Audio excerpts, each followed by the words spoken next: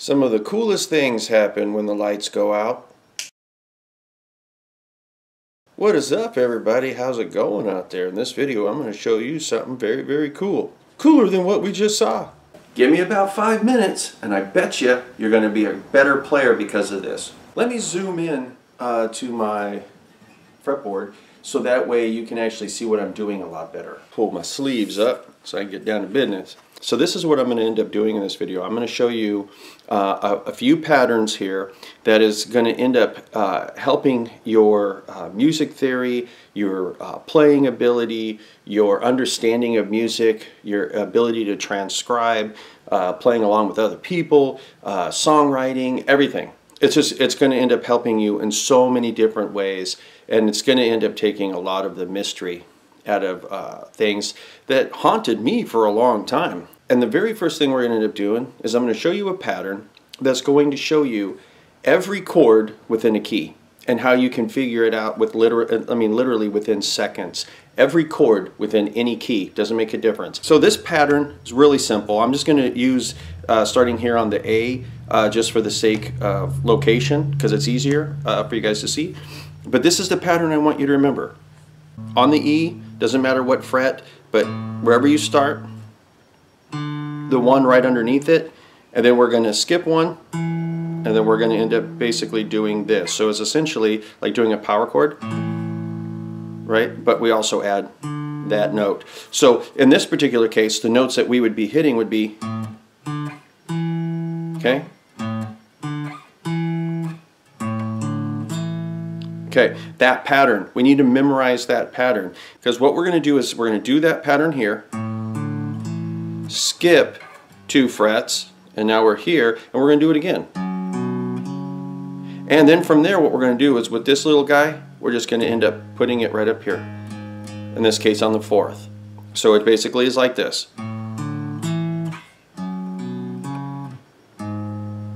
Okay, that's the pattern. Very easy to remember because nothing changes except for that guy right there. The very first 3 that we hit, major. The next 3 we hit, minor. The last one, diminished. So here is exactly how this is going to end up working. So in this particular case, we end up having an A. I'm starting here. So because I'm starting here on the A, means that this is in the key of A major. Okay, these are the chords in the key of A major. Now what we have to do is we have to shoot down. Boom, boom, bang. And the next 3 are going to end up being our minor chords, right? So from here we go boom, bang, boom. We have our F sharp minor. And then underneath that we have our B minor, and then we have our C sharp minor, okay? Now remember that pattern, we have boom, bang, boom, then we shoot up here. That's our diminished. This little guy right here is going to be our diminished. And so that nasty sounding chord, that's our diminished chord.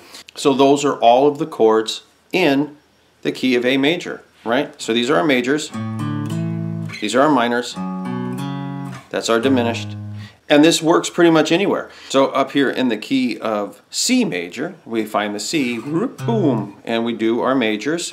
First 3 are majors, and then this is a C, F, G, right? And we go boom, bang, boom, right? And now we're at the A minor, D minor, E minor.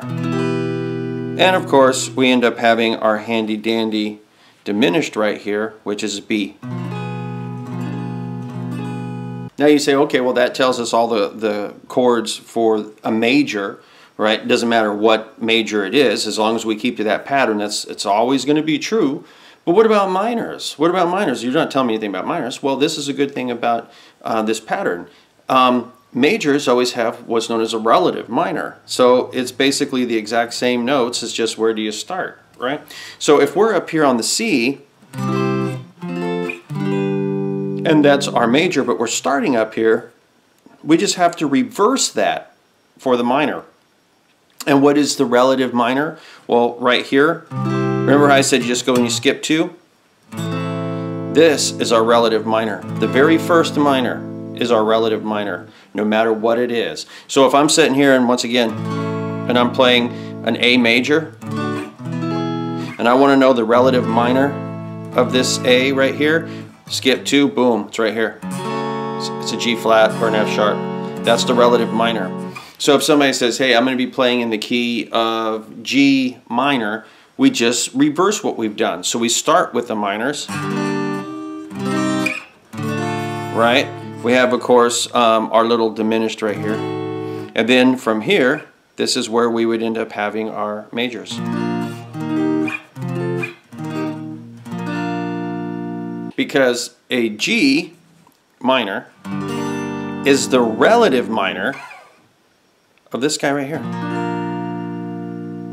So by knowing that pattern, you already know the minors as well. It's just instead of starting up here and going down, you start down here and you move up. That's that. So now you know all the chords in every key simply by that simple pattern. One of the things that I had the hardest time with was trying to learn or figure out what notes you play over a particular chord.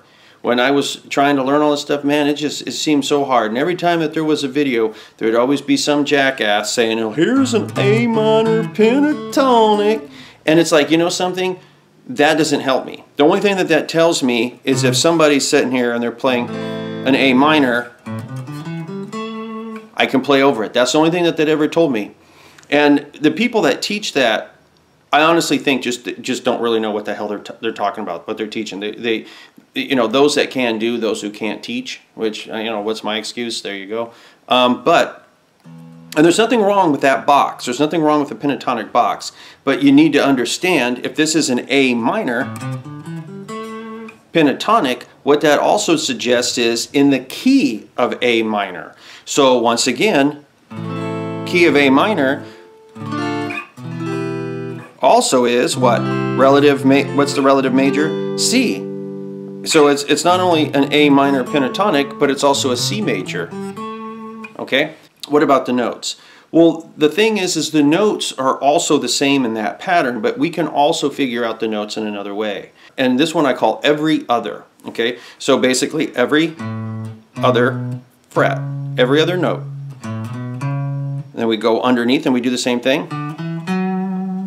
Okay? And then we do the flat of whatever we started with. So if we're here on the C, it'd basically be like this. Okay?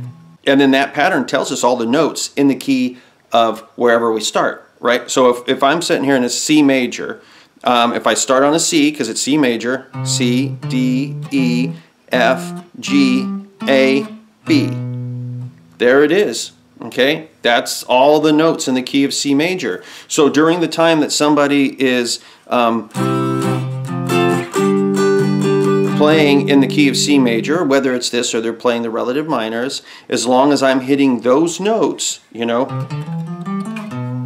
not in that necessarily in that box, but I'm hitting those particular notes anywhere on the fretboard, I'm going to be playing in tune with that. And it's going to sound right. Okay, this is when you can start using scales. If somebody says, well, this is a major scale, and they show you a pattern, and then you can use that pattern over the C, right? Or maybe over the B, or over the A, or whatever. This is a minor scale. Now you can use this over that particular key, and now it should start making sense to you. But what about the minor? Because that's for what I had shown you right there. That is for the major notes, okay? Well, what we can do is pretty much the same thing. The only difference is instead of doing every other like that, because that would be for an A major, this is going to be for an A minor. We just end up not skipping that guy, okay? And it's right underneath it. Same. And then this is where we end. So it's A, B, C, D, E, F, G. And those are the notes in the key of A minor. Okay, which also happen to be the exact same notes in the key of C major. Okay, those patterns right there are going to end up bailing you out of so many problems and helping you out. Let's say, for instance, you're transcribing something. You're trying to figure out what the chords are to this particular song, and you know that you have one of them that is a major here, and then also another chord might be here. What are the rest of the chords? You know, what chords were they probably using for that song? It's probably a whole bunch of different other ones they could use, right? So how do you figure it out? You step back and say, well, if I know that this is a major, and I know that this is a major, what pattern, using that initial pattern, what could it possibly be? It means that it has to be here. It means it has to be an A major. It has to be an A major.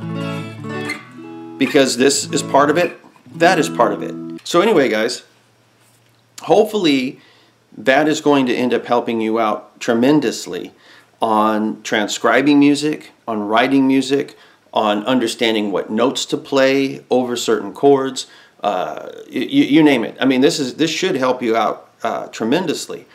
And if you like this video, make sure you hit like, make sure you hit subscribe, feel free to share it or whatever. And also check out my other videos on the Embryon Guitars website, which I'm going to post a link in the description, because there I have two videos. One of them is called Mastering the Fretboard 1, and the other one is called Mastering the Fretboard 2.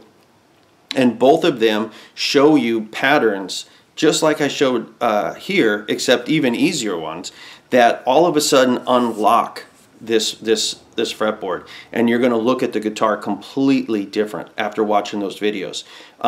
One of the problems that we have when we're trying to decipher this right up here is the way that we're being taught to look at the fretboard is incorrect. The fretboard is your friend. The fretboard here contains all the information that you need to know that actually will help you decipher music theory and everything. You just need to know a few patterns, and these patterns are very, very easy. It's not having to memorize every note on the fretboard or like every scale or anything. It's not like that at all. It's just knowing where to look, what to do, all this type of stuff, and all of a sudden it unlocks all of it.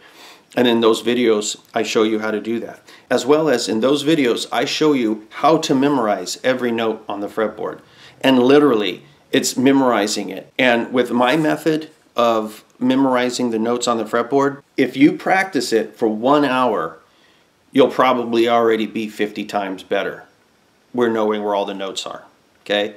And then if you practice it every day for a week, for a couple of hours, you'll know it like the back of your hand. Every time you look at it, you'll be like, I know what that note is. It's just like almost instantaneously, you'll know what it is.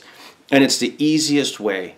It really is the easiest way. Go check out my other videos. They're on the website. I'm going to put a link in the description. But anyway, guys, until I see you again, Marilyn and I bid you good day.